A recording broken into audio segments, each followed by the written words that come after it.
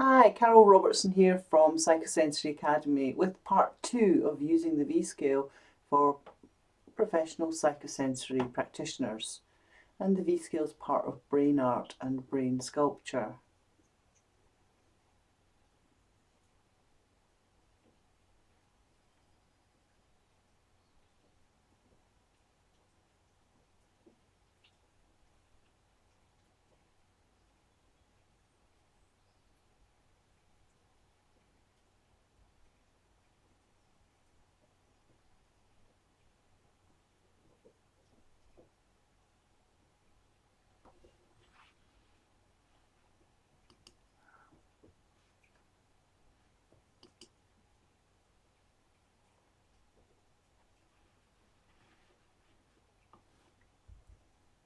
Hi, Carol Robertson here from Psychosensory Academy.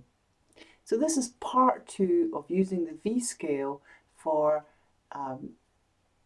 professional psychosensory practitioners.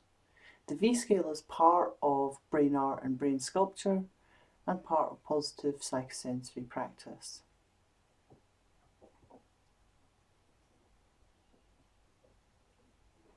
So this one's about actually using the V-scale yourself and doing some experiential work, exploring it.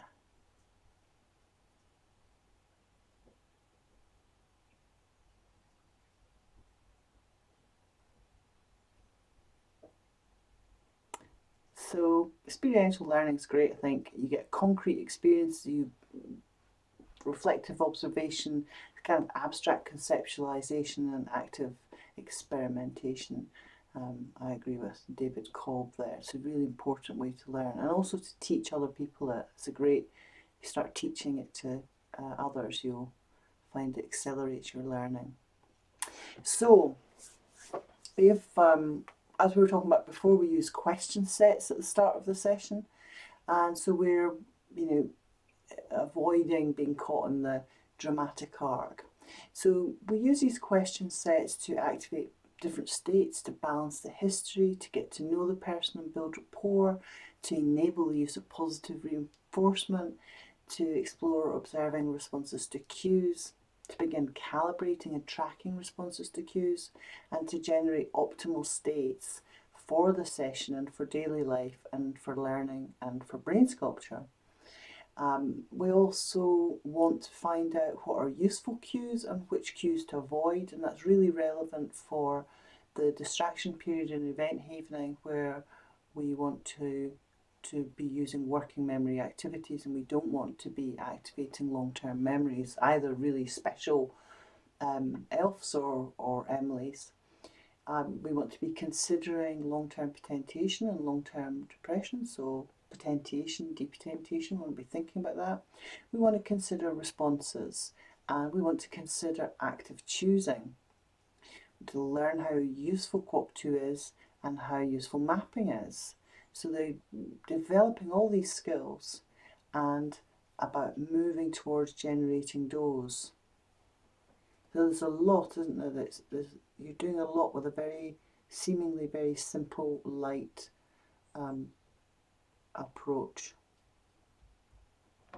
Okay, so for us, something for you to do. So we're recalling experiences using a question set. And this question set that I'm sharing with you here would probably be used fourth or fifth in a sequence. It might not be used at all.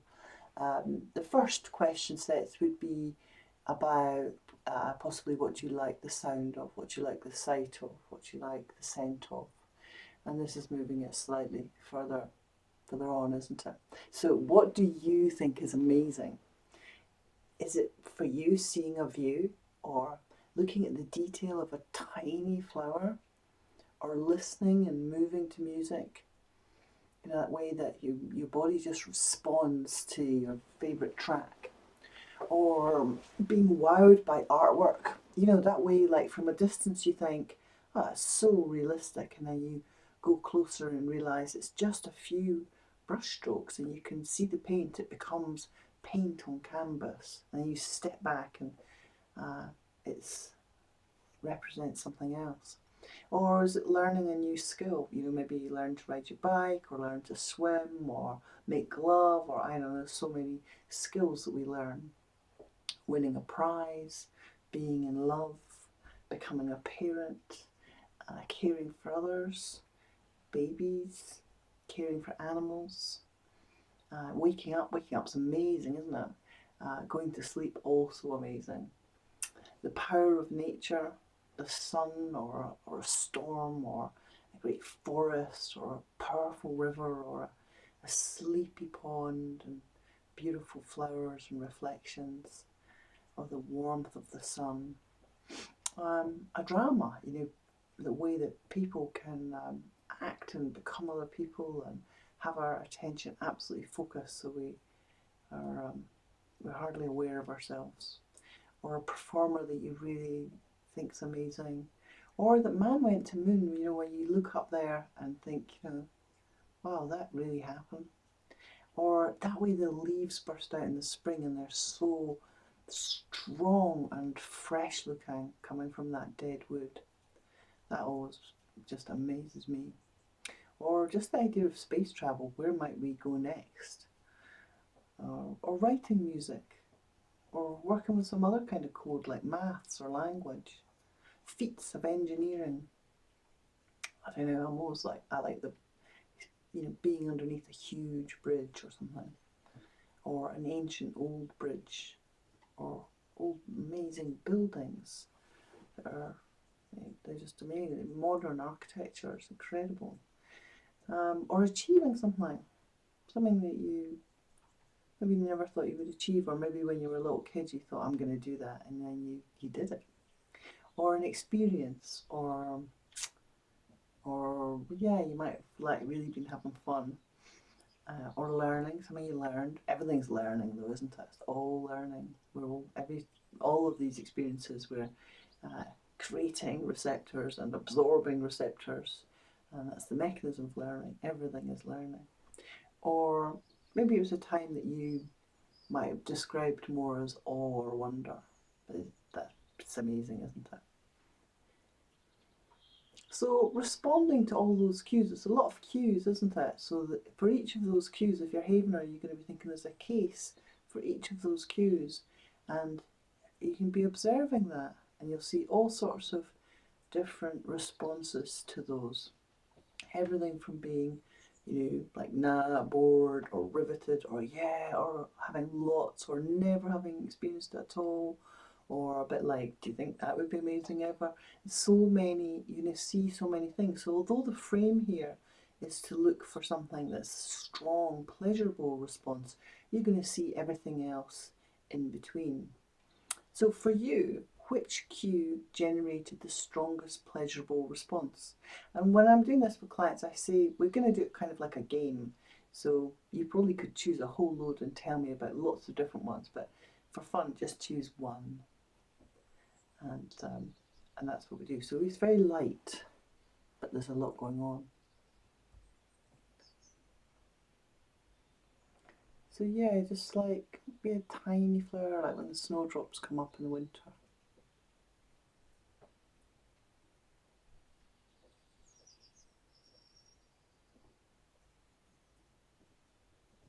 So here we are with our V scale. So as I was saying, as you're the professional psychosensory practitioner and you're watching your client, and in this case, if we're using the sort of biology V scale, so we're thinking about how they're categorizing things. Is it risky or is it rewarding?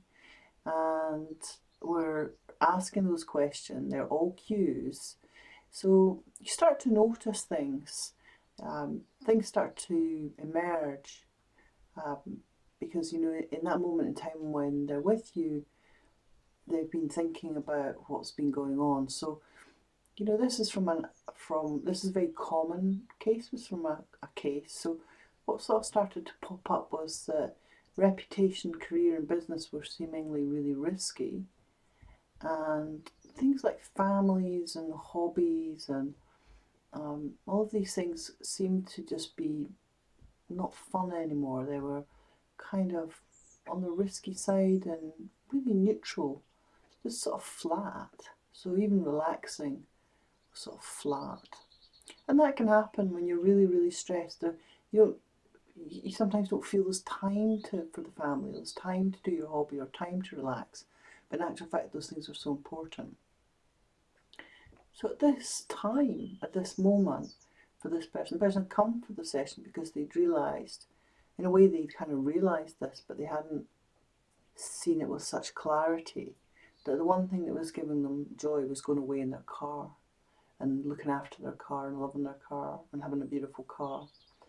And, just kind of recognising how things have got categorised is interesting. And then, of course, the psychosensory process is going to generate change.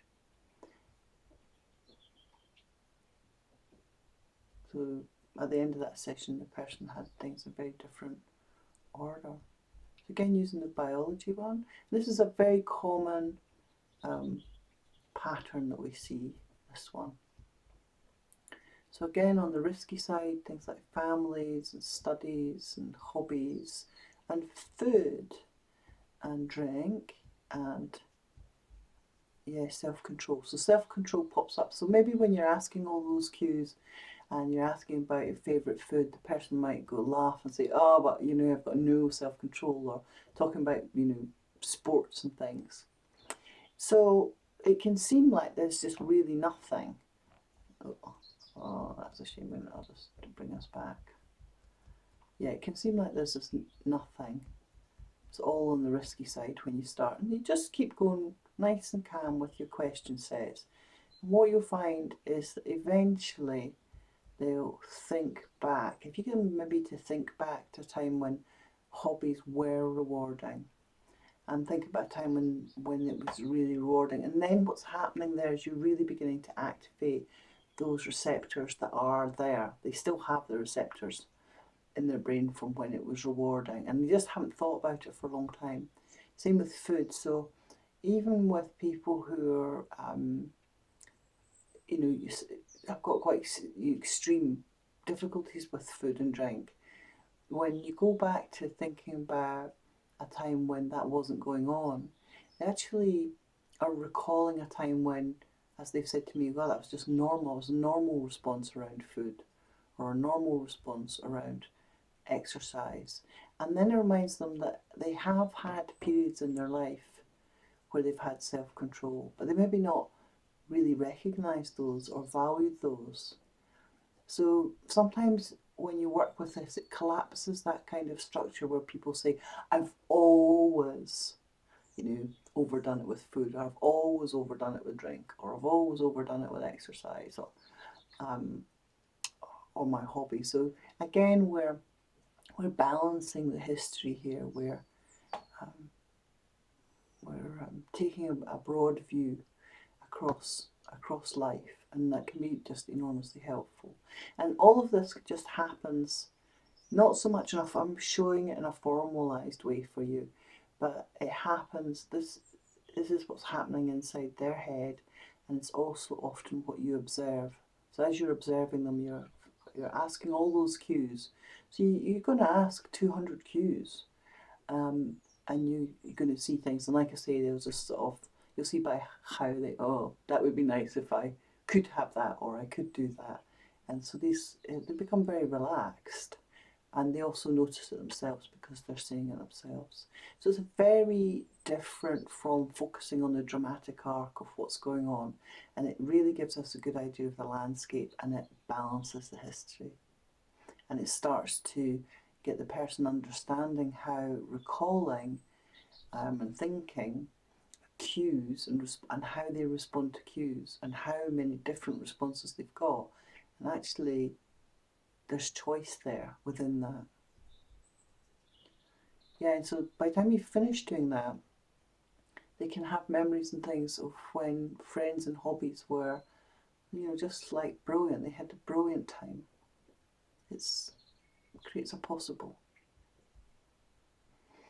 So, okay, so like I'm saying, we're talking about recalling and observing and calibrating responses to a cue or to cues. So each one is focused, isn't it, on a cue.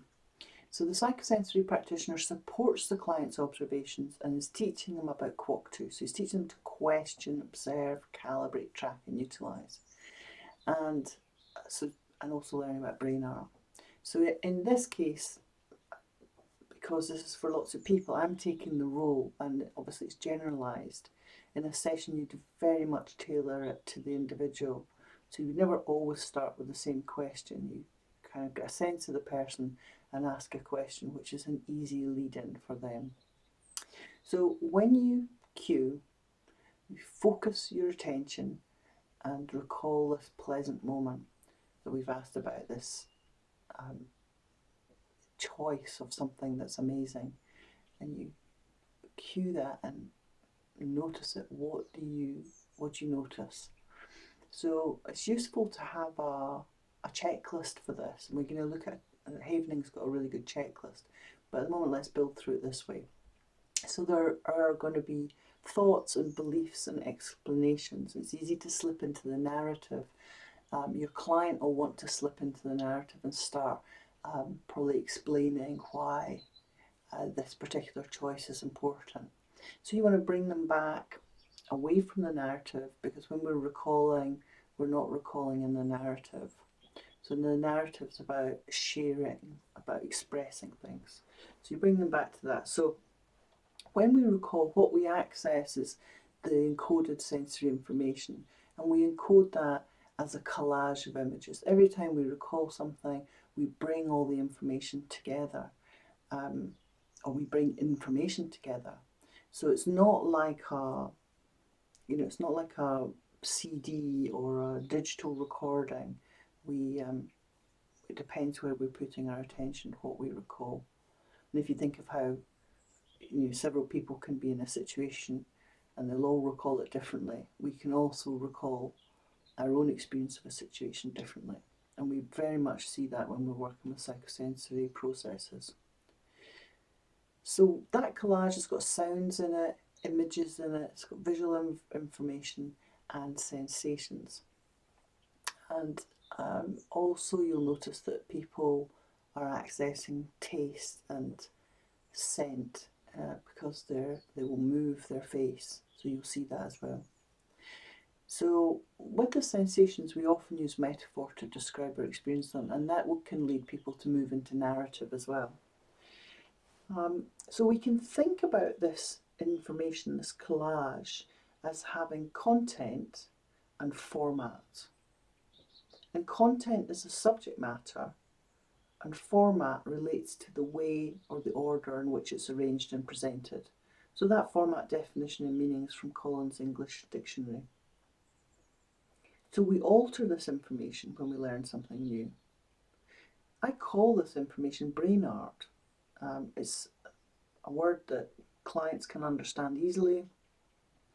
It also helps us realise that it's created, and that the capacity there to change it. Everybody knows that we can rub out our art or paint something new.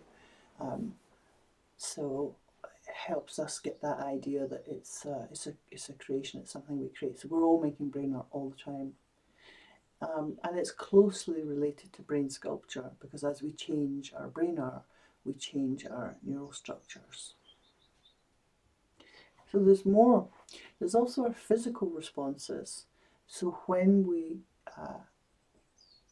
notice, when we experience a cue and we respond to it, our autonomic system can make changes. We might move from sympathetic, so we might move to sympathetic system to survival, or we might move to parasympathetic system, rest and digest responses. So we feel that in our body. So it's very good to study the autonomic system, so you can start to recognise those types of changes, and so you can identify them and see them.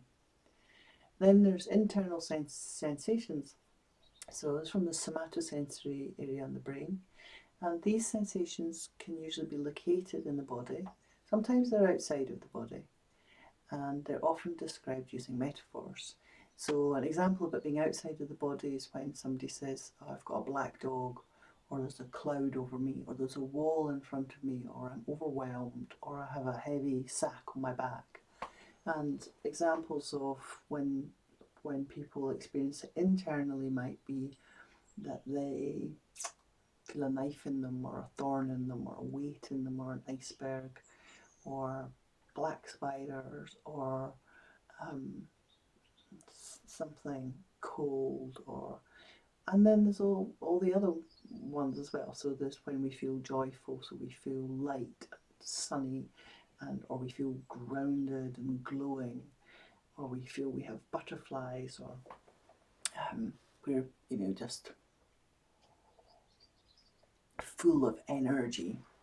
So it's really interesting listening out for those metaphors. And I usually explain to clients how we explain our neural activity by using metaphors. We tell great stories about them. So it's useful to know it's just brain activity. And then there's our emotional responses. So there's a lot of new science now looking at emotional responses and looking at the fact that they're kind of probably a communication system. So you're communicating to yourself. So question and observe what you're communicating to yourself. What might somebody observing you guess you were thinking about? You can be making calming signals. You can be, if you think of the communications of things like, there's something disgusting here, or there's something to be fearful here, we all need to be alert, or there's something we have to fight here, or something surprising and delicious and exciting and what fun, or someone attractive. So there's all these different, if you think of them as communications, and what might somebody who's looking at you, observing you, what might their mirror neurons pick up? Or maybe not even looking at you, just standing next to you. What on your chemistry, your electrochemistry is active, what might their system pick up? What might their brain start to mirror? There's some great science on this. Then, let's measure it, let's calibrate it. How powerful was the pleasurable response that you experienced? How were all of the pleasurable responses in that group? And you chose one.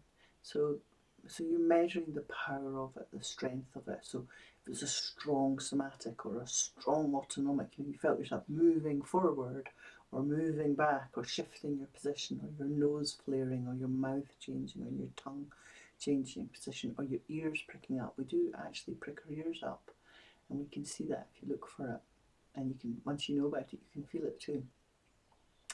And then when we've got all of that, then we can do mapping. So I think, writing it out like this gives us pause for thought.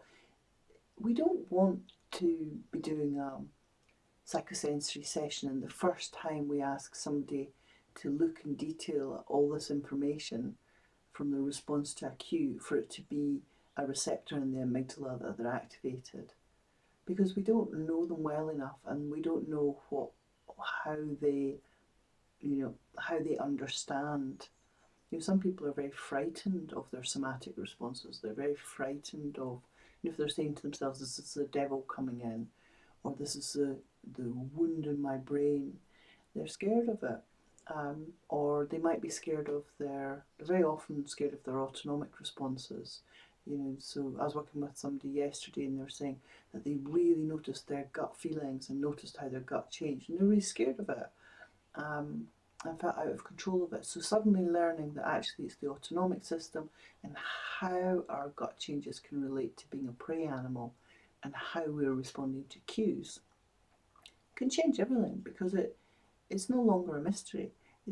So there's a lot of teaching and sharing, and a lot of subjects come up that are really helpful for your client through doing this process, and we're doing it generating dose, so the person is a really good learning state, and they can learn it in a comfortable way. So I think it's really important. So we've got that, and now we can map. So how would you describe, it's a lot of information, isn't it? So how would you describe it? It might be that it's strongest for you in somatosensory, it might be it's strongest for you in the cognitive, you know, that there's a dialogue that you can hear very clearly, or it might be there's an image that you can see very clearly and you can see the format of a frame around it and glass on it, or it may seem very real seeming, or it may be that you notice some autonomic change, which might be tiny, it might just be stiffening in your body. So out of all that information, how are you gonna describe it? So you can make a note of what you've noticed, and you could choose a metaphor to describe it, and you can record your experience on the V scale. You can write the information or place a marker on the V scale. Most people find that they can just place a marker, but it's good to imagine what that marker is. Once you've played with the V scale a little bit, the V scale becomes something that's in your head, and you can make the marker anything. You can put the information that you gathered as a little bundle on the V scale in your head, if you like. So I'm showing you a graphic representation of the V scale, but your clients soon have the V scale in their head. You start off with a paper or a digital one, so they get the idea, and so that you can see they've got the idea. You can also use a name or an image to symbolise the metaphor you find yourself using. So metaphor on metaphor. Let's have a look at how all that information can show up. Oh, we've got a bit more detail. So this is for your reference. So this is when I did it. So the cognitive information that I got was my favourite pet running to me, that's the content, and I accessed, it was a video type format, so it was like watching a short movie, and it was the whole landscape and he was running down the hill. Then I felt like my ears pricked up, like I became alert in a good way. That's what's happening in the now.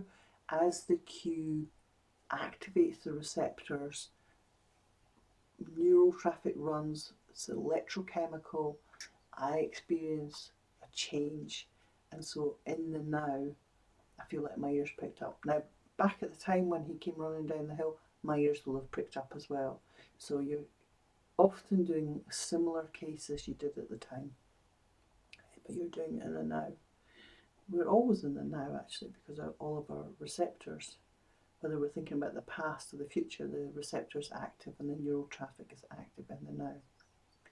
Internal sensations, somatosensory. So the sensations in my chest, like in my heart, like an expanding and radiating sun. And I also felt like I kind of rocked forward. I was excited and rather amazed because he was sort of floating like a hovercraft. Very unusual agility, gracefulness. It was very powerful and very pleasing to think of this time again. And then when I mapped it, I thought I could do a sun and a heart together and some radiating marks. And I took a little bit of time overdoing that, so I actually made some art, which is kind of slightly different in itself. It's not necessary to do that, but it can really reinforce. It's a kind of positive reinforcement. So it can be really helpful to do. And it's also a learning experience. So now I have a new learning attached to this experience I had over 30 years ago. And doing this generated dopamine, oxytocin, serotonin, and endorphins, which feels good and rewarding.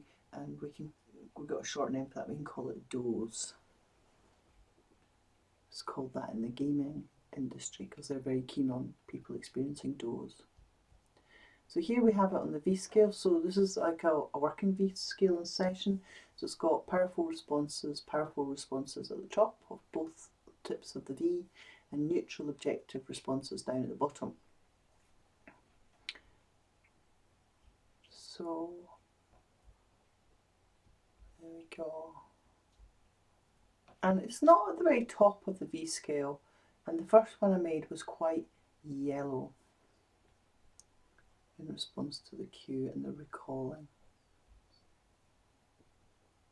So now add, so you know you're following along, you're doing your one, so add havening touch and as you do the havening touch, put your attention on it. That's going to activate your hippocampus because it's to do with position and place. Notice what you like. Look for what you like. Put your attention on what's rewarding rather than what's risky. So same when you're working with your client, ask what they like. So direct their attention. What do they like? Do they like what kind of speed, what kind of contact? Do they prefer the palms or the arms or the face? And then you can add in some information that like a slow, pleasant contact is the most effective. And so that they've got some ideas about what they're meant to be doing or what works best. So a little bit of thinking about that, and then once everything's pleasant and like I say, the attention's been put on what's particularly pleasant, maybe across the face, just little, although it looks like a stroke, make it like little dots. And you can, from what the person has told you when you'll be doing the question sets, you might know that they love skimming a stone. So across the face, it might like skimming a stone over a calm river. Or you might know they love makeup, so it's they love self-care. So it'd be like putting on maybe cream at night time or in the morning, or moisturiser, or washing their face. Or it might be they love watching outdoor sport and go to the football. And so, arm havening, they probably do that automatically when they're outside in the cool watching a sport. And so just getting people to notice when they do this themselves anyway. So what you're doing when you do that is you're activating neural pathways. You're activating receptors that they already have about those pleasant experiences. And you're going to add more receptors in that area as they have this learning experience. So you're all familiar with it, you're used to havening. So you're doing your havening, getting it all nice, and then think about the amazing experience that you chose. So cue it yourself, and then spend 3 minutes just thinking about it. Take yourself. What did you see? What did you hear? Just paying attention to all that information. How does your body respond? There might be some beliefs and things that come off it as well. Then take yourself back to that moment in terms of cueing the receptors. So yeah, we have to be a bit careful about not saying take you back to that moment. The languaging is quite tricky. So it's really useful when you actually set up that language of saying activate those receptors, and that gets you out of making it seem like something's actually in your head, because it's not. Whatever it was, the horse ran down the hill and it was lovely and came to me at the gate. That's not happening in my head. I have receptors in my head, if you see what I mean. So establishing some really clean language is really useful. So activate those receptors by cueing it with the words that you chose, and 3 minutes doing havening touch and thinking, recalling, activating receptors. So I've made an example for your reference of when I did it, and so I've put the changes in gold lettering there. And so look at how much change there was just by adding the havening touch. So this time the visual information that I accessed, the cognitive information, was close up and real seeming. The content was when my favourite pet ran up to me and touched me for the very first time. And I could also feel like I could sort of touch his hair and smell him and feel his warmth. And I would classify that as format, because it was very sort of real. It was like, so when somebody says that there, it's like realistic format. That's where I would place it. So the content was Moses running down and coming up, but it's much more real now. It's not a video now, it's really real.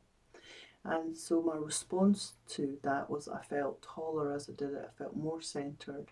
I felt strong. I also felt kind of motivated, so I had a kind of urge to go forward and do things. And I felt that same sensation in my chest, but it became much stronger, much bigger, sort of expanding outside of me. Probably could fill up a whole room with it. And it just felt beautiful. So quite a beautiful experience itself, a learning experience in itself. My emotional responses actually changed a bit from excited and amazed to being full of gratitude that I experienced this so lucky. And then it was very powerful, very pleasing. Gratitude, wonderful world, optimism, wonderful things can happen when you least expect it. And then stronger, more colour and larger in terms of my marker seemed quite pathetic. I was like, no, that's not a proper drawing of it. It's much more vivid and much warmer. So my perception of what the metaphor was wanted to be different too. And I would say I sort of had different insights and things. Lots of things kind of came to mind compared to the first time without the havening. I think it's interesting it changed to gratitude and that I felt taller and it just all was stronger. So again, it was dopamine, oxytocin, serotonin, endorphins, it was dose, but also because we were using havening touch, it's also GABA and also delta wave with the brain waves. So I hope you have a lovely experience too. So basically notice the increase, all that gold writing. So all of those things were an amplification. So I call this way of introducing havening touch, or this process, I use this process a lot. I use it in everyday life and I call it amplify havening. And it's based on the receptors are already there. You're activating those receptors, you're driving traffic, you're noticing the response, you're adding havening touch, and you're noticing the amplification. So it's different from affirmational, quite different. Okay, so looking at the V scale, so this is after adding the havening touch. You see we've got goods now instead of does. And then bow was fantastic. And it's much more, the drawing I did was much more colourful and much bigger. And that's fine, that big open V scale gives you the opportunity to do all of that. Through the second cueing of the response, as a practitioner, you'll know that the client's going to respond to the cue. So you can use that anytime you want to help the client access some resourceful states, you might call them. Some people might call them resilience. I would say it's just you want to drive some traffic and get some does. That's how I would think of it. You've got that. You can say, if you were working with me, you could say, oh, I remember that. You were telling me about that time when you first saw Moses and he ran down a hill. Is that right? That would cue me and give me a different chemical response if I got a bit stuck. So it's really useful to have. You wouldn't use it as a distraction and invent havening because it's too special a moment for me. Yeah, so I wouldn't use it for that. But it's good for learning how to access and do all these things. So here's some example metaphors and markers. Once the person's sort of used some, you can work on paper, you can work digitally. There's lots of good apps that you can do this kind of thing, or you can cut things out. You can cut and paste, and do it on Pages. I've done it on Pages here or on Keynote. And quite often what happens is once somebody's made these metaphors or markers, they actually become quite important little symbols. So I usually encourage people to make a printout or put it on their desktop on their computer, even have a t-shirt with it on. So you're building, cueing, activating those. So we wouldn't necessarily do this so much with activation of the amygdala because we don't want to dwell on that and build on that. But in some cases the person may have a strong metaphor of that. I'm going to show you some of those later on, but they're really to demonstrate to you more how people have that kind of thing in their head. So it's a kind of graphic representation of how they're using the V scale in their head. Okay. So yeah, so here's a sheet for you to use to fill in. There's a lot of information. And then once you've gathered that, and I would talk a client through this quite steadily before just going zoom straight to the V scale, so they're learning. It's absolutely worth it. It saves so much time later on, and it makes using psychosensory processes so much easier and I think much safer. So nice clean V scale for you to work on now. So yeah, so experiential learning, I think it's really good. Do as much as you can, play with it in lots of different ways. And so I think it's also really good to reflect on processes that you've used and to reflect a week later as well and see what you remember. So what have I got written here? So when you check in with that experience that you had, would you say that it was a moment that you felt safe and free? Certainly for me, when I met the horse that day, I was safe and I was free to make that choice to stand and watch those horses coming down the hill, and to notice that most of them were all falling over and he was bizarrely sort of floating. So if we think about these moments in time where, like a flash in time where we felt safe and free, might be having a cup of tea when we've been really busy and everybody goes out and they think, oh, sit down, have a cup of tea or a Kit Kat or something. Just really enjoy it. Or when we go into bed and just cuddle up and go to sleep. Or when we stay in bed because we've got time, we can have a long lie. So there's an example of this in the primer on page 13. And just like in the primer we have about the 4 requirements that come together for encoding the amygdala, I looked at the example given on page 13 in the primer and I thought, how can I talk about that in a quick way? And so an acronym ELFS is useful. So the E is an event, a moment in time, a flash in time. Landscape you're familiar with, it's how you are in that moment in time, having shaped yourself over your lifetime. And the F is a sense of freedom, can be perceived or imagined.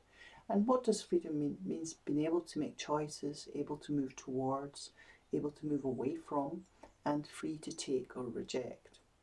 And safe, so a sense of safety, perceived or imagined. So we're not in survival mode. So I find ELFs really useful. Makes things a lot easier to talk about. So a useful checklist. So yeah, so just check and see if the 4 elements of ELFs came together for you there. After a week, use the cue that generated the response and notice if you access the same responses and information. And note also if you remember the V scale. Do you remember that the powerful states are at the top, powerful responses at the top, and a kind of neutral response down at the bottom? And do you recognise that you can measure all sorts of responses using the V scale? Does it change your ideas about talking about emotional charge or talking about subjective units of distress? Does it make you realise that they're quite narrow, this idea that you just go up and you go to 0, whereas on the V scale you progress. You can, and it can measure all sorts of responses. It can measure that we're really curious about the experience we just had. And would you say in this experience of cueing that amazing moment that you experienced once and recalling it, and then observing it and calibrating it and tracking all the information and utilising that information, would you say that long-term potentiation and long-term depotentiation has taken place in your experience? So if you're thinking about the SUD scale differently, if you're thinking about the idea of what happens when you go into a session and you're just asking the client to only notice distress, when really in a session where our aim is to help the person move towards feeling fantastic and level and balanced, and that things are possible and that they're capable and that they're okay. So if you've got a change in perception of the usefulness of measuring distress, then LTP and LTD have taken place. So the importance of ELF's experiences in havening. Experiences which fulfilled the 4 requirements of the checklist ELFs are recalled and drawn from during hopeful havening, informational havening, affirmational havening, after event havening, in the second section of outcome havening and role havening. You know, when you're building, if you think about it, what you're collapsing is you're collapsing Emily. So what are you doing? You're building an ELFs. So where they had an escapability, now they have freedom. Where they had meaning of some kind of loss or abandonment, now they have safety. So it's absolutely key for understanding how to build a fantastic fiction for outcome havening, or fantastic fiction for role havening, and how helpful that is for how the brain responds to it. Remember, the brain's in the dark. It's reliant on the information that we input into the brain and the meaning that we draw. So when we make a new story, then depotentiation is going to happen, and potentiation is going to be aided as well, or different connections will occur. Also, when transpirational moves to affirmational havening, when you know, if you reflect with somebody, what you'll discover is that move usually is being recalled from ELFs. It's based on ELFs information, ELFs experiences. Also, it's important when you're reviewing and you're reflecting after using processes, as we see, and we're going to look at that more. It's important moving forward, because that's where we're going. We want to go forward. We don't want to endlessly dig over problems and issues to become balanced and confident, capable, and feel fine. And take, be able to take opportunities and see possibilities, make possibilities. And I think it's very important when you build a project and a parallel project. So for most of my clients, I'll build them a parallel project, and I get ideas for that from asking the question sets. A lot of the information comes from that there. So you find out what they like, and then you can help them build a parallel project, because often what they'll want to do is they'll want to dwell on how well they're doing with their project of coming and doing the psychosensory sessions, which leads them back to thinking about their problems. So you want to help direct their attention towards doing a parallel project, so they can do both at once, and that works very well. So say somebody, you know, really wanted to do more swimming or something, then you could run a parallel project of achieving a certain improvement in the swimming, getting some coaching, maybe going for some competitions, you know, building in how often they're going to go training, and that's just going to generate a lot of do's and a lot of you know, feelings of achievement, and that's really useful, and it reduces the time they're going to sit dwelling on whether or not the psychosensory processes are doing everything. You know, it's of course they're creating changes, and so as they're doing their parallel project, they also notice the changes that are happening. So they're starting to respond differently to cues. They feel happy about going out. They feel able to talk to people. Maybe problems, like I didn't used to be able to tell the time. So doing my parallel projects, I'd start to notice, gosh, I can read the time at the airport, or I can easily see the aircraft times and where they are. Whereas before that was very difficult for me. It was very distressing. So parallel projects really useful, and ELFs is key to parallel projects. And also it's really important because it enables you to help the client avoid using ELFs during the distraction element of event havening. That's an important thing. So yeah, so we use ELFs in EH, OH, RH, TH, HH, IH and AH. So all the classic processes we're using ELFs.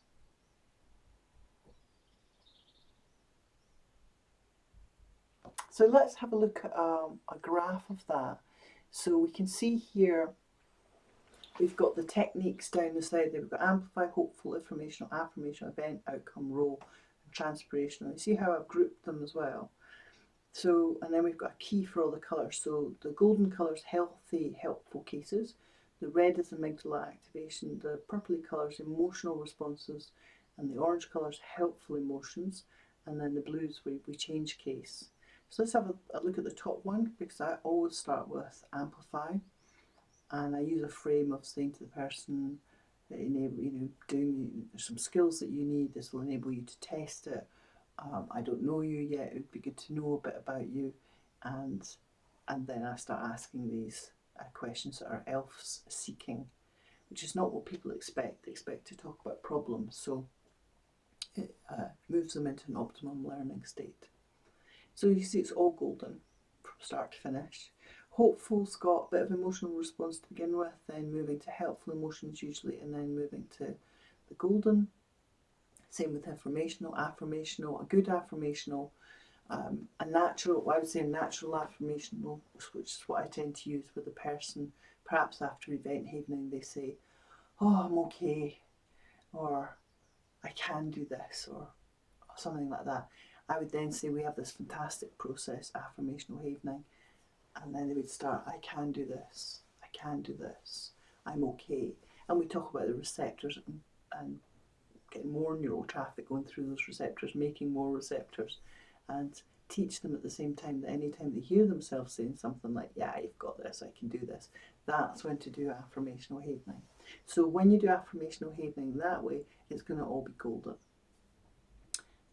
Event evening's interesting, isn't it? It's got very short amygdala activation, bright red, then a change of case where you make that change. I usually say to people, have a move around, say to yourself, now I'm doing something different.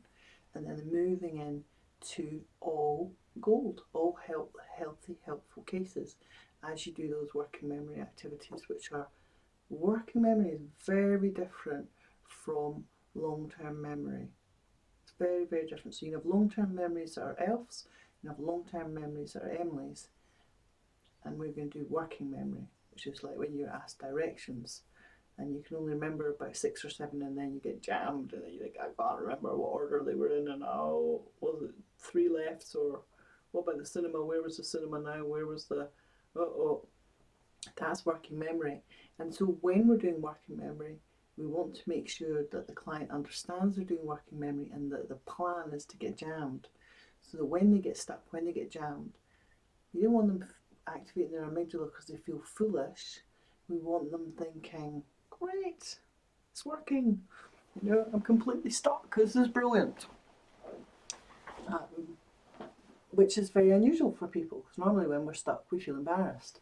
So actually the working memory activities in event evening requires great skill and great support from you, and also if the client understands what they're doing, that job is made 100 times easier. So okay, outcome evening. So again, it starts with emotional responses as they remember what happened.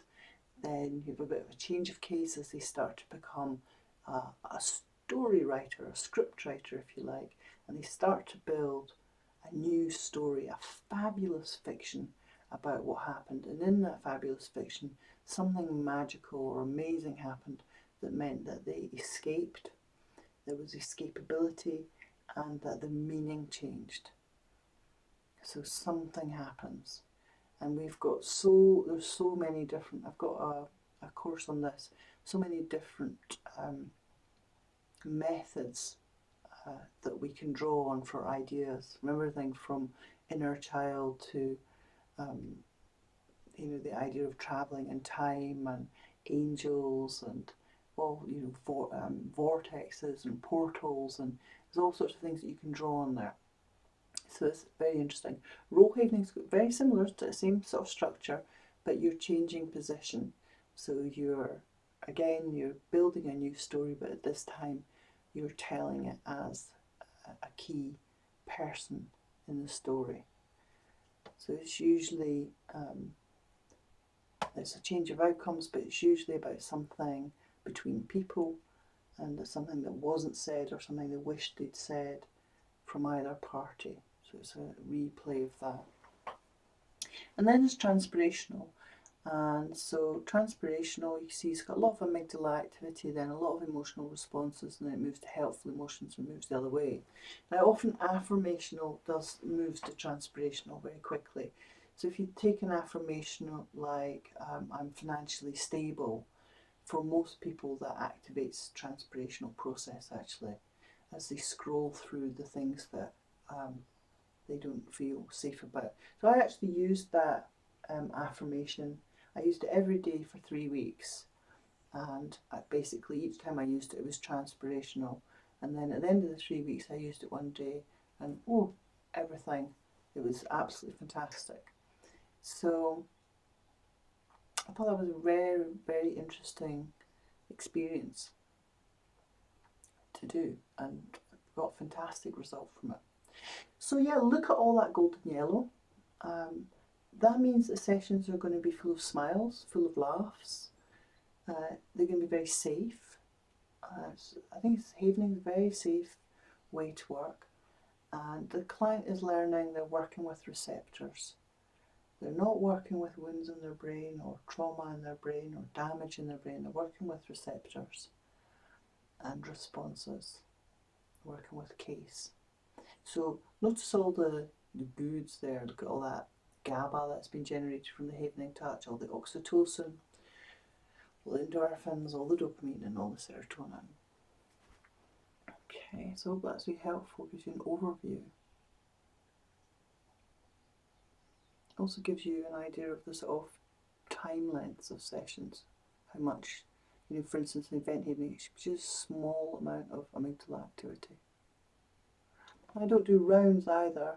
I do maybe 3 to 4 minutes of event havening, and then we have the client checks their work, tests the method if you like, and then we do another event havening from there on the same topic, but working with the information that's now accessed.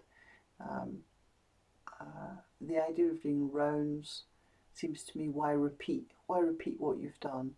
So if we do 2 event havenings, the second one will do a different distraction. And we might say that, we might say, well, that's a good result. Well, how could we maybe improve that, maybe do a different type of distraction? So the person knows that we're working forward, and also they're learning different ways to work, so it doesn't seem boring. And also I make a clear distinction between each of these little mini processes. And what we were looking at before, the question sets are very good for that, because each is short, and for each you can do positive reinforcement. So the client is experiencing this, doing a short task and being rewarded for it and being told they've done well, and that's going to increase dose. So it's all a win-win really. Same with event havening. So I'd rather not go do another round. I'd rather go, well, that was really good. What can we do to make it even better? Let's do a bit more. That's what I usually say. And then we'll test that. So we're both together united in the testing of the work. And it's safe to say to me, that they started thinking about something else or whatever. So before starting event havening, the client's going to have a good grasp of how learning takes place, long-term potentiation and long-term depression. So with potentiation, depotentiation, they understand we have receptors, they understand we have neuroplasticity, and they understand that they can direct deliberate changes or responses. So they can, during the question sets, they started to realise how cues really generate different cases, different responses. And that the client is calm, because they're working with receptors and neural traffic, that they can use cues for recalling a single event, and they can question, they can calibrate, they can track, and they can utilise, they can QOCTU basically the accessed information, and they understand and they feel safe about responses. So for haveners that's the case, but that also means they can share, they can communicate how the cues are working, what they're accessing, if they're thinking about something else. So you get so much more information. The information sharing is really rich, but it's not dramatic arcs. It's quite different from that. It's information about the responses. Excuse me. So here's an example case for reference. So this client presented with an unwanted case and had no idea of how to be any other way. So they said that they have always experienced this, and they described it kind of like this. So they basically talked about how they had an internal dialogue, unwanted sounds, and a voice repeating betrayal. So a lot of cognitive information. Their body was tight, so they were in the sympathetic system often. They're also very looking out for problems. So the somatosensory is a strange, uncomfortable sensation like black smoke in all their body. The emotions are unsure, perhaps they're cold, concealing this, can't be discussed, perhaps shame, but also something else like an urge.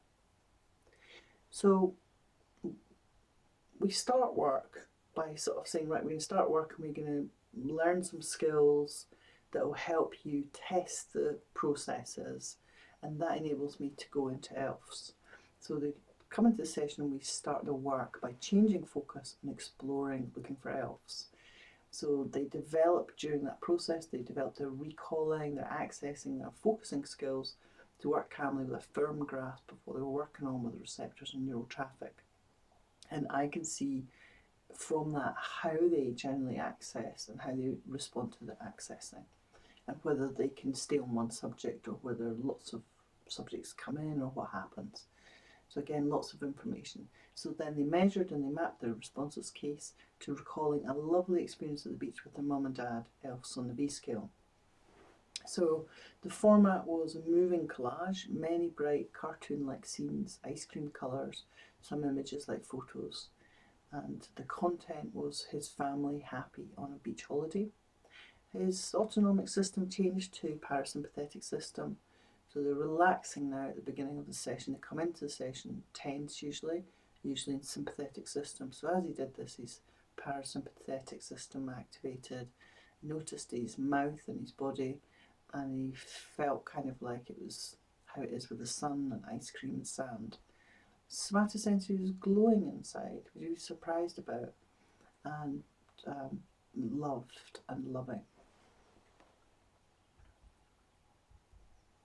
So yeah, so up above, we didn't map that. That's just kind of what he shared, perhaps in an email or on the phone or at the beginning of the session. And then I make it clear, now we're going to start work, start the session, and we go to ELFs. So in the V scale, we've got a working B scale here, powerful responses at the top, neutral objective responses at the bottom. So there you go. So you had at the beach, does, some photos, some bits and bobs, some buckets and spades, all that kind of thing. And that golden feeling.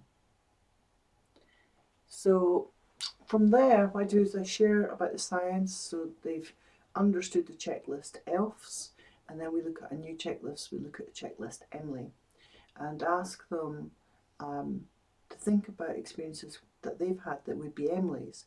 And what this means is that people access events that they wouldn't think were traumatization or these kind of things. They can think of, they can access much better. It's a super checklist. So this person recalled a single event from childhood, and they shared it was a betrayal by themselves of their very good friend. So we know Emily, so you know that it was an event, a flash moment in time, very quick, and it was a time where the landscape of the person was vulnerable and it was inescapable in some way, and there was some meaning of loss or abandonment. And we know that all the information, all the sensory input and the case of the time is encoded as the receptors are potentiated and as the receptors is phosphorylated and as traffic can move through those receptors. So we mapped this one. So there was the cognitive was sounds and many images of the event. So the brain art of that was that the formats were sound or high pitch. The images were like playing cards coming in. The content was an unknown voice saying betrayal, and images of the events, and it's a so we know it's a sequence. So we know that he's not. He says images of events, so there's a clue there that he's not been able to focus on one thing. It's some kind of sequence that happened. So I don't necessarily go into that because I work in a content-free way, but we can kind of guess that he took the action which caused the betrayal, and then there would be fallout from that. So it's probably like a whole package. So there's probably lots of Emilys there. So this is not ideal. His emotion, he talks about the somatosensory is an uncomfortable sensation, and then he says a black box in his heart. He looks ashamed and uncomfortable, and he says there's a sort of sense of discomfort, shame, but it's also sort of ache, this kind of urge. So then the kind of brain arc comes clearer, and he says it's a sensation of a weighty, cold metal box format. It's a format in his chest, that's the location, and maybe there's a knife in the box, it's a metaphor. Okay, so they measured it, mapped it on the V scale, and they commented that the black box was always there, so it couldn't be so bad, could it? So they couldn't put it right at the top because it's a permanent state. So really they wanted to put it higher, but that was too unbearable to do that. So the two cues that were chosen were friend at school and feeling inside. So you notice how we neutralise it. We don't say betraying a friend at school or the black smoke feeling inside. We say friend at school and feeling inside because we know that the psychosensory process is going to change it. So we don't want to kind of use a confusing cue later on, because just the idea of betraying your friend at school is upsetting just to hear as a concept. So we make it very a very neutral cue, actually, but they know what it means. It means we can talk about it. It gives us a way of talking about it. And I always find if I forget to do that, it's always awkward. So it's well worth being methodical and doing that. Yes, I'm saying there that exploring the information about here, because he could do it, because he'd done ELF, so he was able to do it comfortably and steadily and quickly. So I can recognise that it's a sequence. So there's the cue, two cues for this one, friend at school feeling inside, and he's got his black box, quite big, and a knife. So we've gone there for working with the somatosensory because all the images were coming in, lots and lots of images were coming in, like I said, like playing cards flying in, flying away really fast because it was a sequence. But the somatic sensation of the black box was there from the, if you think about it being there from probably the first time, the idea of taking the action to betray his friend, all the way through to the repercussions and then later in life. So that's why we went for the somatosensory on this one. So we started doing working memory activities. So we started event evening, yeah? So that was the activation on the last page. And then we did working memory activities, and we used subjects which cued neutral responses. And then the information gleaned during the question sets was used to avoid certain cues. So neutral and mild arousal cues could be used. So we did not go to the beach, because he'd chosen beach as a really important ELFs. So it's a sacred thing. So, we didn't do that. We used some maths and some directions and following each other in movement and that kind of thing. Very neutral working memory. And some quizzes. And of course they were using their hidden touch. So after 4 minutes, they checked, and they had a new insight that as a teenager he'd seen a therapist and they'd advised to put the feelings in a box, and he'd done that. So then a couple of new questions came up. He wondered if the box maybe wasn't his, and the box now seemed paler and less heavy, and feeling distressed anymore, he felt curious rather than uncomfortable. He has like a broader viewpoint. And a new question arose about why did they do this? It was their friend. So it's quite different working this way than just getting a quick subjective units of distress and then saying, let's do another round. I'm gathering a lot more information. There's a lot more reflection. And then one thing we do is when they check in again, so we'll cue it again and say, friend at school, feeling inside. This is the starting point for the next event havening. It's not that we try to go back to, that's why I don't use rounds as well. We're not trying to go back to how it was 3 minutes ago, 4 minutes ago. We're working from where it is now. So we move on to doing some more working memory activities. And it was interesting how that question had come up from themselves about why did they do this, which I think is quite interesting because I think it probably relates to this sort of sense of kind of urge. And so we spent a bit of time on it before we did the next event havening, and they realised that it was envy and that they had been envious of this friend because it was a good friend, but they had a lovely family. And so this then led to observing that they had experienced the loss of their mother through their father's actions, and that these actions by the father were perceived as betrayal. So at this point, an earlier Emily about his parents was now accessed. We'd have missed this if we'd have rocked on. So we just take a bit of time and we very much do this frame of you test the process. What do you notice? What comes to mind? And that can give us really good clues where to move next. So yeah, you got this earlier Emily one, and then the resulting information, brain art and case were noticed. And there's a clear connection with the presenting case. So there's a clear connection with this voice of betrayal. So this time it was a vivid image of the mother in pain, of his mother in pain. Sympathetic system, the body was rigid, the whole body is affected and distressed and helpless.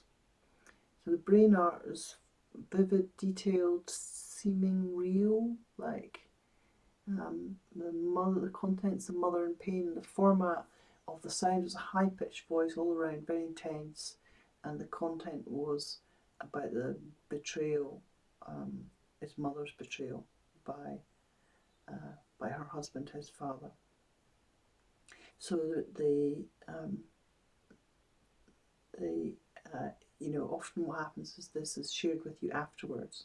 So you're not writing it all out. The client has the skills to do all this. You just ask, have you checked everything? Have you checked, your somatosensory? Have you checked your cognitive? Have you checked it? You've all checked, good, and they give you a nod. So they do this really, really quickly. And I'm just writing up for you so you have an idea of what was accessed. So they measured and mapped this on the V scale, and they just used a red counter. They had clear internal mapping, and the cue that they chose was mum.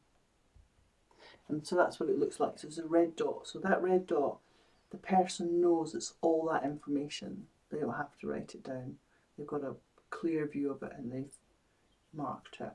And as you can see, the Emily that they started with is still on the V scale. It's still represented on there. So, but we're now doing another journey, if you see what I mean, but it's all connected. So the V scale has the scope to be able to do this. Okay, so we did some more different working memory activities, and again we used subjects which cued neutral responses, and the information gleaned during the question sets was used to avoid certain cues, so neutral and mild arousal cues could be used. We added havening touch, and after 3 minutes they paused and checked their work by using the cue and focused accessing. Some new insights came to mind. So excuse me, so the cue is mum, and this time rather than accessing as they did before, which they represented with a red dot, this time they got a black and white picture of their mum, and it's their mum sort of walking, and it's much lower. They place it much lower on the V scale, and much calmer. Excuse me. They've got a kind of view of themselves as being an adult looking back at this situation. It's a little bit different. Yeah, so they've got new insights, they're more aware of being a child, they feel much calmer.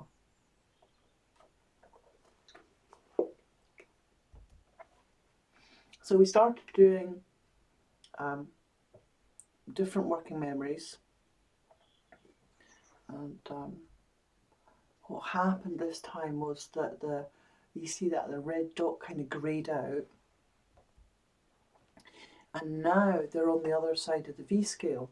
So they're now saying, so when the Q mum is used, they're accessing a picture of going down to the beach. There doesn't seem to be anybody on the beach, but the image is coloured, and they feel like moved towards it and surprised and curious about this. There's a frame on the image. So it's changed. They feel good. They're really surprised they can't access the previous discomfort. They're now thinking from an adult's view that relationships can be tricky. They're laughing and sharing that a new image has come to mind, and the new perspective seems amazing. And at this point, it's often useful for the practitioner to support and remind the person about the receptors and the mechanisms of learning, and how we're fantastic kind of storytellers, and how we make sense of neural change by the information that we access and the stories we tell. So then you see that this one greyed out as well. So these are now described as being behind a kind of, they're not reachable anymore, they're not believable anymore. And then this one too greys out. So first of all, they can access that, and then they realise that these are not accessible. So we take time, and the havening process is really fast, but noticing the insights and the changes, taking time over that, takes a little bit of time. So the response to the Q friend at school, and this sort of idea that they had blackness inside, has changed. It just seems really far away and can't be reached. They sort of think, they even think the idea of sort of blackness inside is a bit sort of odd. They have a new perspective, and they see themselves as a small boy. So you see the small boy with his friend, and he's actually really in pain. He's got emotional pain at this time in his life, and that was the driver of his actions. So now he has some sense around what was happening. So if we look at it written up, it's quite different, isn't it, from looking at it at the V scale. So he got his image, he's surprised, they feel good, and they can't access the previous discomfort. Then thinking from an adult view, the laughing, seeing a new image comes to mind. So the brain art, the format was a coloured photo-like image with a frame. The content was the entrance to the favourite beach, the start of the holiday. So, you know, the deciding not to use going to the beach as a distraction was obviously a good choice. They move to parasympathetic, and they say they feel clear inside. Clear inside, that's interesting. Emotional, surprised, curious, laughing.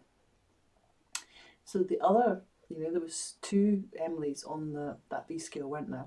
So the other one, the image of the box and the knife, seems to be behind a white screen, it can't be reached. A different image is accessed. So the previous brain art was the information now seems far away and it can't be reached, and there's new ones that is the photo-like image of the boy, sepia and faded. However, the contents a young boy in emotional pain, and the body feels clear inside. So yeah, the top one was that new picture, wasn't it, with the entrance to the favourite beach, the start of the holiday. So quite a lot can go on a V scale, and it's a lot easier seeing it on the V scale than it is when you try to code it all out in writing. And so, yeah, so for both of them, they're clear inside, and for both he's surprised and curious and laughing. So these are good changes for, you know, how much process. Something like 8 minutes of process, maybe 9 minutes of process.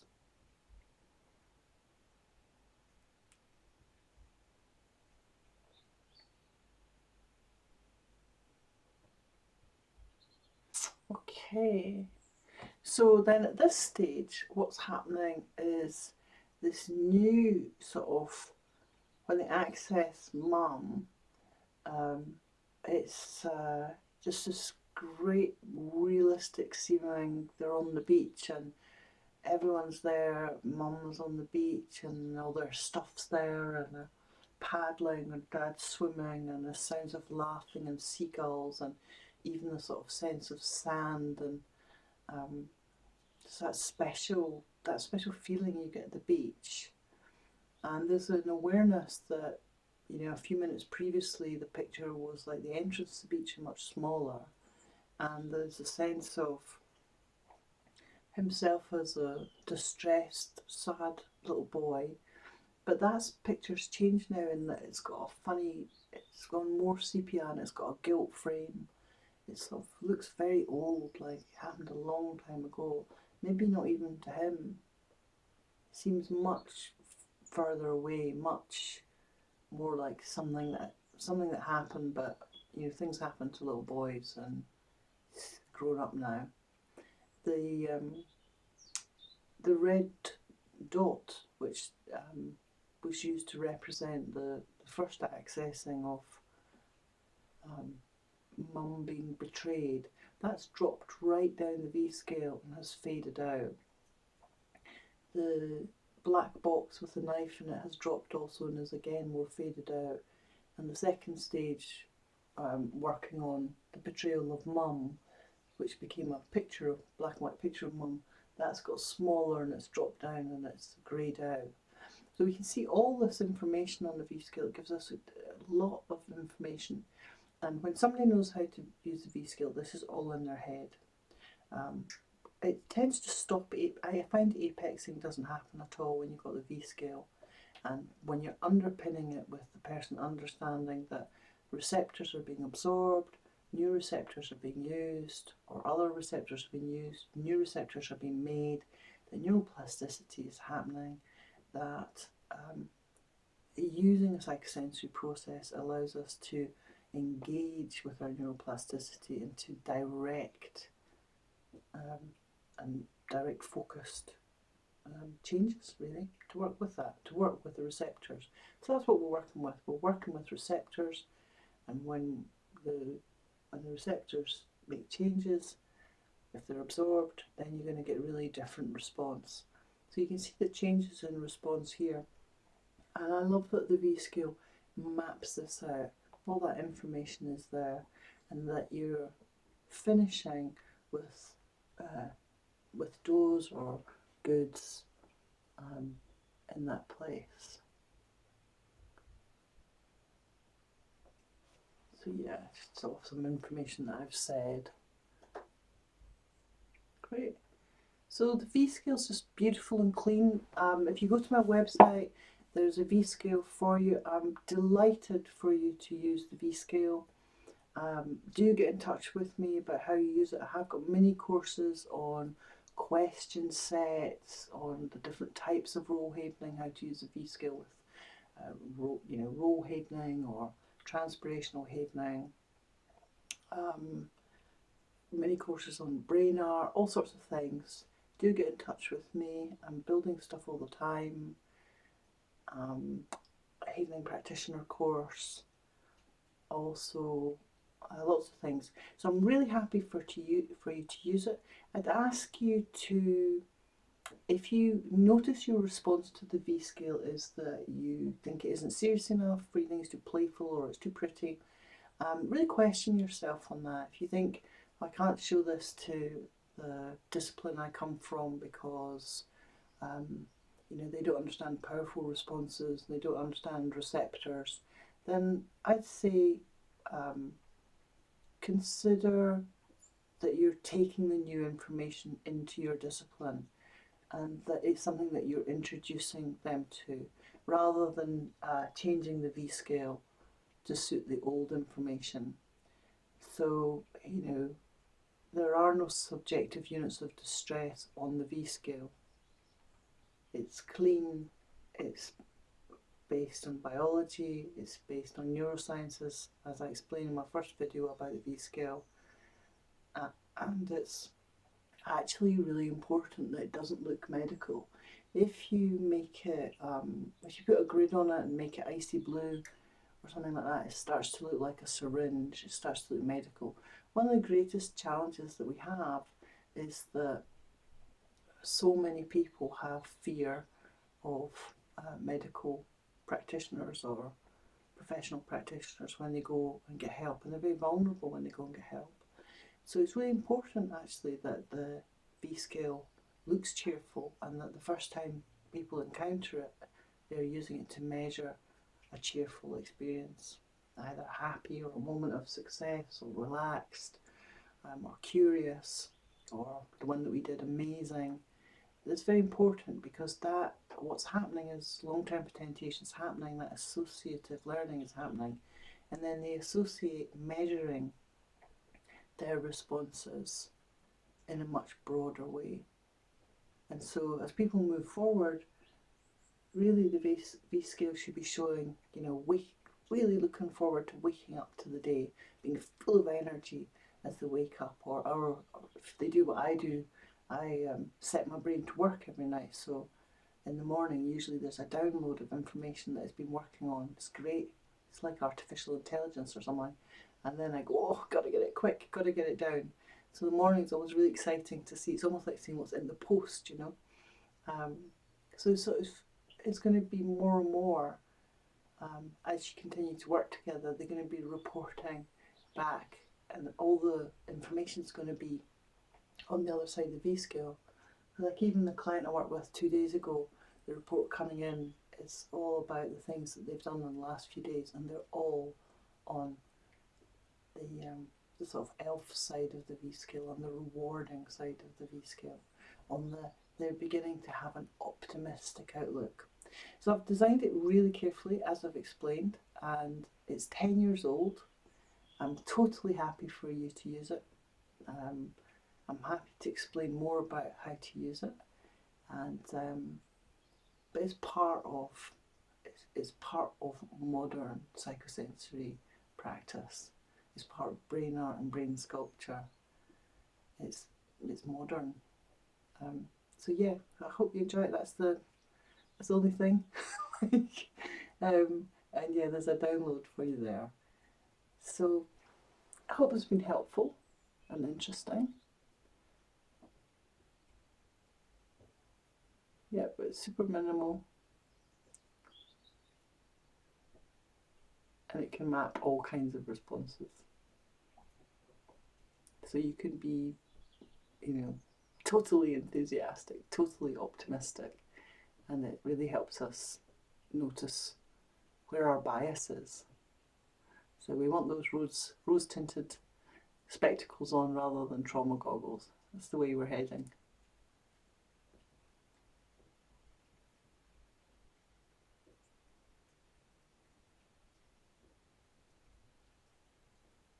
We're using cues. Oh, we've got another case here. So I'm not quite at the place where I thought I was. So this is an example case where we've got a heavy weight. The person's got a heavy weight, and then after some havening they've got a black dog, and then they've got a teardrop, and they've got scales,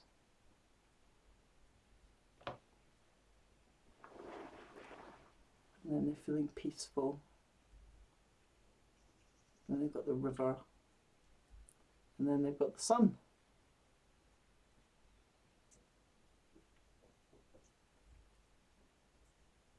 So in the future, with cues and stimuli, that's going to be an ongoing response. See another case. Cue. Oh, they feel like a volcano. A porcupine, and they feel like a porcupine. to then accuse other people. And then after a bit of evening, I think actually, I don't know if actually I don't know if it's actually true. I don't know if I really am a volcano. I don't know if I really am that prickly. Maybe I'm just, been feeling a bit hurt or something.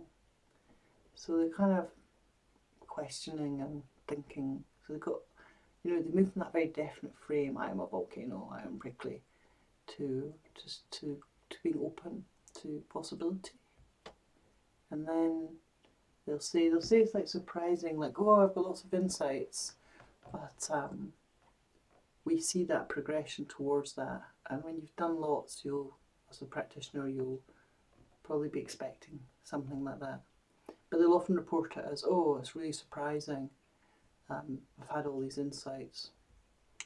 And then they talk about how aware they are they're connected to other people and how important those connections are. And then they talk about having a heartfelt connection to everybody, really. And just so different from the volcano. So they can see the volcano they placed there, and they can see the heart, and they can see the journey they've made through using, in this case, the havening process. That's a really powerful thing because it shows how effective it is.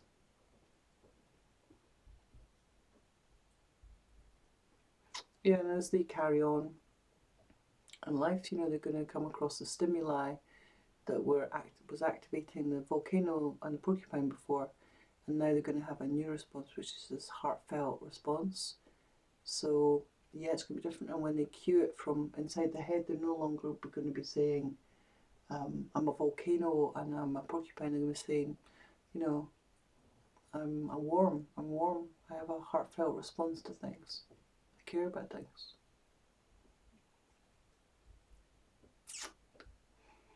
So this is a cue, it's a block. And then it starts off quite low down, like unblocked. But then it turns out there's a big unblocked because there's a big dragon. And the big dragon can be an Emily.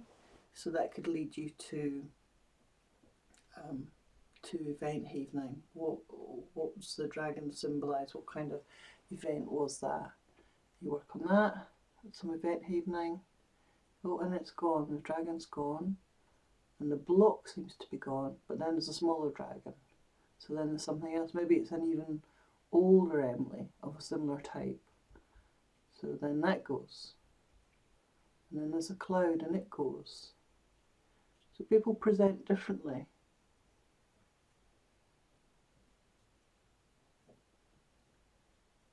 Really, sometimes they collapse things as they go down and move to almost another subject. So you get used to these different patterns and be flexible with it rather than trying to contain it or force it to go in a certain step-by-step way. Go with what the client's experiencing. And they have another little cloud, but it goes very quickly. So a bit more working memory activity. Oh, so now they're saying that they could have a change of direction. They could do something differently. They could actually move to over there. So suddenly they've got this sort of mobility.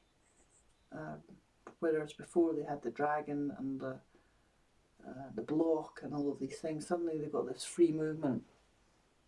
And often when clients go to this free movement, everything that was on that risky side of the V scale just seems to kind of disappear.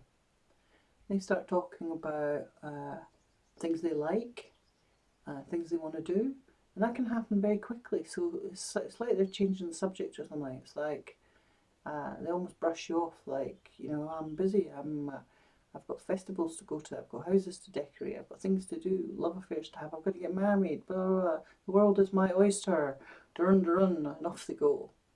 So it's a common pattern that you see. And it looks like there was never anything on the risky side, so it's all gone. So in the future, they're going to come across those same stimuli that set them off before, and we know that that's changed now. They're thinking that they can go any direction, they think they can go around the world, they can do all these different things.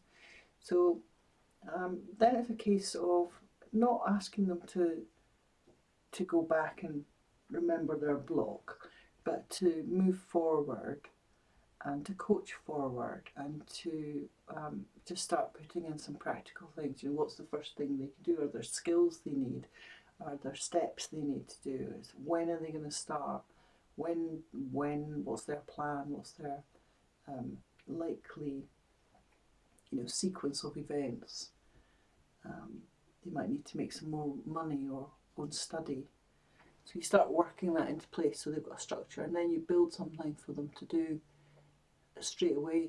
And then you probably say, actually, you're doing it already because you're doing it now. So maybe what's the first thing you're going to do after this? What's the next thing you're going to do after this?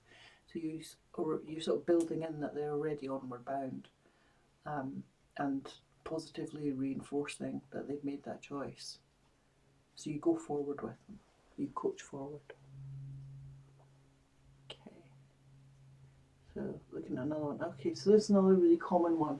So this is when the client says they're completely overwhelmed and they've got loads of baggage and it's all too heavy and it's all too much, and it's either a wall in front of them or a mountain in front of them or a long road or a heavy burden, but they're just feeling really vulnerable and really small and insignificant.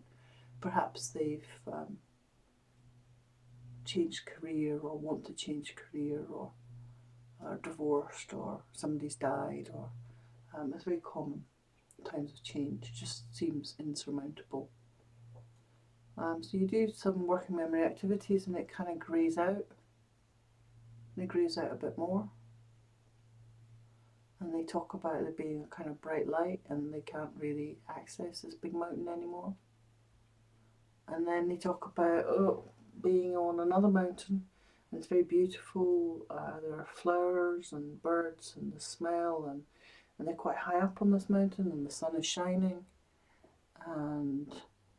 Or if it was a wall, they'll be on the other side of the wall, or if it was a chasm or something, there'll be a bridge over the chasm.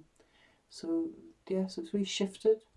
And then they'll talk about being near the summit of this mountain, perhaps. So it's an actual case.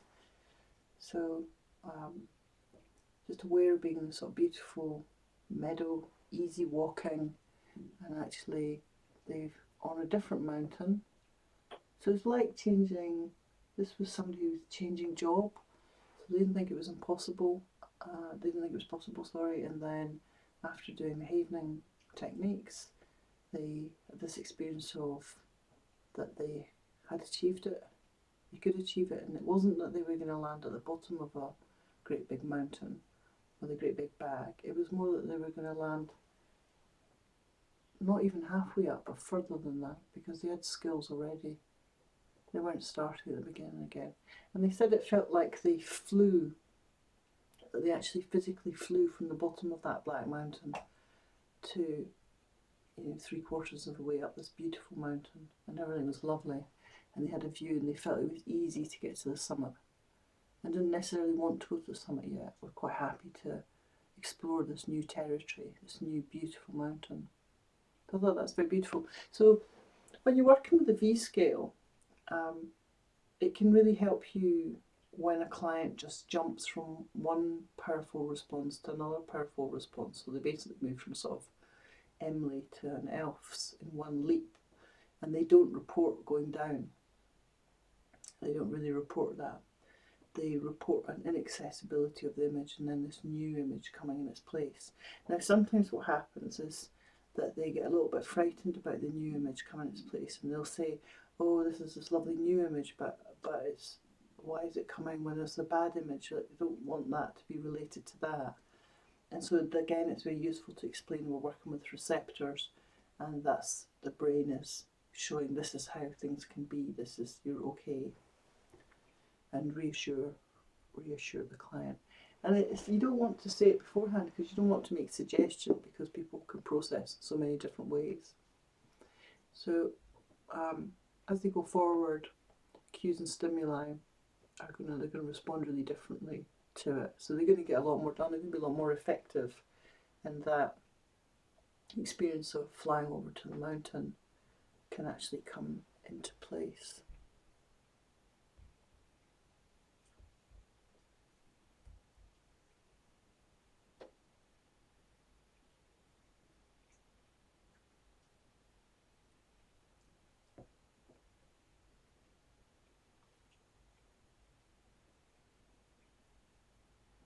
This is so much to enjoy in the world. Whatever else is going on, there's a lot to enjoy. So yeah, we looked at this brief in video 1. So you can also use the V-scale, you can flatten it out. So if you look at the line at the side there, you'll see where it says objective responses. That's the bottom of the V-scale, if you like, and it's been flattened out. It's like opened out, so it's a flat line. So we've got powerful responses at the top and powerful responses at the bottom, and objective responses there. So if you imagine that. And then the straight line coming across from the middle is objective responses. So this is actually from a map from a wee girl who was about 7 years old, and she loved mapping her Emilys and her elves, and she loved doing her havening. So the first Emily that you see there was her hamster dying. The big elf's was a particularly good birthday. The second elf's was being given a new hamster, but it was somewhat sort of tinged by the fact that this would have been right up at the top, she said, except that she felt a bit sad, and would she like this hamster as much as so this was affected by this experience that had happened. So it's a good example of landscaping. And then this Emily was the grandmother dying, and as you see, it's the deepest one of all. And then after using our havening processes, when she mapped it, she was absolutely delighted because this Emily is now a flat line, because she has a neutral response to the hamster dying. And the response to her grandmother dying is also a much weaker response. It's not neutral yet, but it's much calmer, it's much more neutral. So this lesser excitement of the second hamster, it remains the same because this is what happened. And changing this Emily hasn't changed what happened. She can still remember what happened here, and it was sad, and she can remember what happened here. But what it will do is that future hamsters that she gets will probably be higher elves, stronger, more powerful elves. So it's really useful to be able to map the landscape in that way, to map it's good to keep track of progress. And again, this is sort of something that I've made a graphic of it, but it can be a wiggly line. Hers was a wiggly line in her school jotter, and then a sort of a getting straighter line with all the high points for the elves on it. And again, once you've learned it, once you've used it a few times, you can sort of start doing it in your mind. I find it a useful kind of graphic representation if I'm working on something myself. Like recently, something came up and I realised that some events had actually many Emilys in them, and I'd worked with maybe like 2/3 of the Emilys, but there was still a third to work on, which I hadn't really recognised. So if I had mapped it out, I might have recognised that a bit more. But when I realised that, when I saw it in my head, it was like I saw the flat line with a couple of small Emilys still to be done. So I just find it a really useful graphic. I find the graphics very clear to use. And then when we see the two together, they make a good comparison. So you can see the first Emily of the hamster dying, and then the high elves and the not so high elves, and then the deep experience of the grandmother dying. And then after havening, that's objective response to the hamster dying. The two elves are the same, and then there's a less strong response to the cue of the grandmother dying. So yet another use for the V-scale, when you flatten the V-scale out and use it for mapping these sequences of changes. And mapping what's to be done can be really useful. So as I was saying before, there's a V-scale for you on my website. I'm totally delighted for you to use the V-Scale, and um, and let me know how you get on with it and how much fun you have with it and how much your clients enjoy it. Oh, I've got a bit more information. Yeah, like you want to get all those good feelings going, get all that GABA, that oxytocin, that endorphins, dopamine, serotonin, and make some little totems like that as well. So I could have that cut out and have it near my doorway or in my car or something like that. And each time I see it, it's going to work as a cue. So we've actually built a new cue as well through using the V-Scale. So that's yet another use for the V-Scale. I'm doing a bit of kind of psychosensory art, if you like.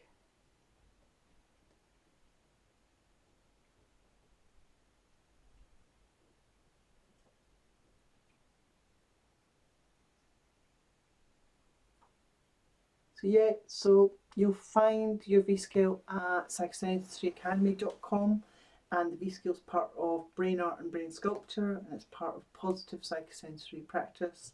And I'm Carol Robertson, and I hope this has been really helpful for you. Do let me know, and do let me know how you get on with the V-Scale and how you notice working this modern way changes your practice. What happens when you teach clients that they have receptors and that they can absorb receptors and potentiate receptors and drive traffic and notice their cues and change their responses and be free and move towards feeling good and feeling able and enjoying life.